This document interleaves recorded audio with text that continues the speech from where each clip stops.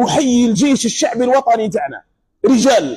هاتوا لي جيش دار استعراض والعلم نتاعو منا وعلم فلسطين منا، رجال.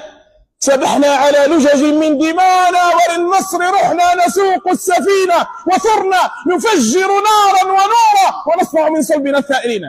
هذه الجيوش العربية المتخاذلة المطبعة، الرئيس قاعد والجيش قدامه، هاو علم فلسطين منا وهاو علم الجزائر منا، وخليه وش يكون ويحميها الله عز وجل، يحميها الله يا جماعة. ما تخافوش قال يديروا لنا ويديروا لنا، والله ما يديروا شيء، تحسبهم جميعا وقلوبهم شتى.